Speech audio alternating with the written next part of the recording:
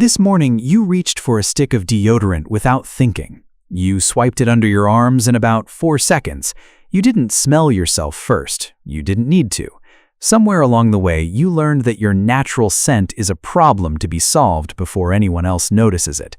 But the real answer is far stranger, because for most of human history, that stick of deodorant wouldn't have made any sense at all. Not because ancient humans didn't smell, they did, but because smell meant something completely different to them than it does to you. You live in a world engineered to erase your scent: soap, perfume, scented candles, air fresheners shaped like pine trees hanging from car mirrors. Every one of these products is fighting the same invisible enemy, you in your natural state. And somewhere deep in your brain, a switch has been flipped that tells you this fight is normal, that body odor is embarrassing, that it needs to be hidden, masked, apologized for. But your ancestors didn't carry that switch. So where did it come from? And more importantly, what were they actually smelling like back before soap, before showers, before anyone had ever heard the word hygiene? Start with the obvious question: did ancient humans smell bad? By your standards, almost certainly yes. No running water, no soap as you know it, no daily washing, sweat building up day after day on skin that rarely saw anything but rain or a liver. If you traveled back 50,000 years and stood next to a group of early Homo sapiens, your nose would probably recoil. But here's the twist: their noses wouldn't have recoiled from each other, because smell isn't just a chemical signal, it's a cultural one. And the culture that taught you to be disgusted by sweat didn't exist yet. This is where evolutionary biologist Mark Pagel enters the story. Pagel spent years studying one of the strangest facts about your body: you are nearly hairless. Almost every other mammal on Earth is covered in fur. You are not. Pagel's research, along with earlier work by Walter Bodmer, points to a surprising explanation. Losing body hair may have helped early humans manage parasites. Fur is a 5-star hotel for lice, ticks, and fleas. Skin is much harder to live on. So somewhere in your evolutionary past, natural selection may have favored humans with less hair, because those humans carried fewer parasites, got sicker less often, and survived longer. But losing your fur created a new problem. Without hair to trap warmth, early humans in colder climates needed another solution, and that solution was clothing. This is where the story gets even stranger. How do scientists figure out when humans started wearing clothes? There's no fabric fossil record. Cloth rots. It doesn't survive tens of thousands of years in soil. So researchers had to get creative. In 2003, a team led by Rolf Kittler and Mark Stoneking looked not at cloth but at lice, specifically at the genetic divergence between head lice and body lice. Body lice, it turns out, can only survive in clothing. They evolved from head lice at some point after humans started wearing garments regularly. By comparing the DNA of these two louse populations, Kittler and Stoneking estimated that clothing likely emerged around 170,000 years ago. Think about that for a second. An itch, a parasite living in your armpit, that's the evidence trail that helped scientists date one of the most important inventions in human history. And clothing changes everything about the smell question, because clothing traps sweat, it traps bacteria. It traps the exact compounds that produce body odor, which means, in a strange twist, the invention that helped humans survive the cold may have also been the moment human body odor became a daily, unavoidable physical reality. Before clothing, sweat evaporated into open air. After clothing, it lingered against skin. So did that bother anyone? Almost certainly not in the way it bothers you. This is where biochemist George Preti becomes essential to the story. Preti spent decades at the Monell Chemical Senses Center studying the actual chemistry of human body odor. His research found something you might not expect. Fresh human sweat, straight out of the sweat gland, is almost odorless. It's mostly water and salt.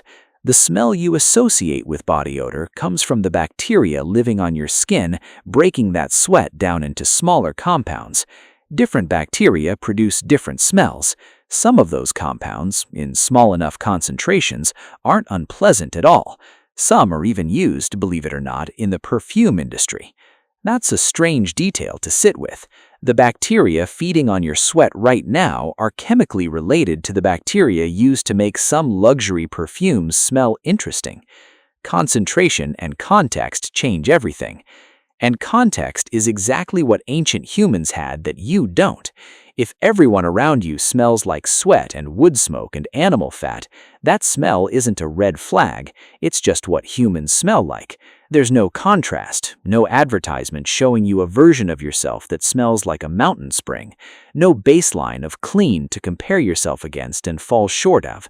Your ancestors weren't smelling bad by comparison, they were smelling exactly like everyone else on Earth.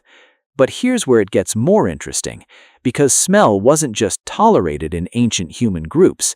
In some cases, it may have carried real practical information. This is where disgust researcher Valerie Curtis comes into the story. Curtis, based at the London School of Hygiene and Tropical Medicine, spent much of her career studying disgust as an evolved survival tool, not a cultural accident. Her research suggests that disgust evolved specifically to protect humans from disease. The things that disgust you most, rotting meat, human waste, the smell of infection, all share one thing in common: they're historically associated with pathogens. Curtis argued that disgust is essentially a very old warning system, wired into your brain long before germs were ever discovered under a microscope. Which raises a fascinating question. If disgust evolved to protect you from disease-causing smells, why doesn't ordinary body odor disgust people the way rotting food does? The answer seems to be that healthy sweat, in normal amounts, was never actually dangerous. Your ancestors' noses weren't wired to reject it because it never posed the threat that rotted meat or open wounds posed. In fact, some researchers believe body odor may have carried useful information instead of danger. Studies on human sweat have found that scent can shift subtly with stress, with illness, and even with genetic compatibility. Some researchers have proposed that early humans may have unconsciously used smell to judge who was healthy, who was closely related, and who might make a good mate, not as a repulsive signal to escape from, but as a form of silent chemical conversation happening entirely below conscious awareness. Imagine that. What you now spend money trying to erase might have once been part of how your ancestors read each other. So somewhere between then and now, something changed, and it wasn't biology. Your sweat glands are essentially unchanged from the earliest Homo sapiens. What changed was expectation. As human societies grew larger and crowded, deodorized environments and unusual scents very likely began to symbolize something. Cleanliness became associated with health, with wealth, with status. Bathing culture rose and fell across different civilizations, from elaborate Roman bathhouses to periods in medieval Europe when regular bathing was actually believed to be dangerous, thought to open the pores to disease. The story of human hygiene isn't a straight line of progress from smelly to clean. It's a winding, culturally specific history full of contradictions. By the time soap became a mass-market product, and later when deodorant became a household item in the 20th century, an entirely new idea had taken hold: the idea that your natural scent was something to be ashamed of. Advertisers didn't just sell a product, they sold a fear. The fear that your body, left alone, was something other people would judge. Your ancestors never lived inside that fear. Not because they smelled bad by modern standards, they almost certainly didn't, but because the entire concept of smelling bad requires a shared cultural agreement about what bad even means, and for most of human history, that agreement simply didn't exist yet. So did ancient humans smell bad? By the standard sitting in your bathroom cabinet right now, yes, probably, but that standard is astonishingly young.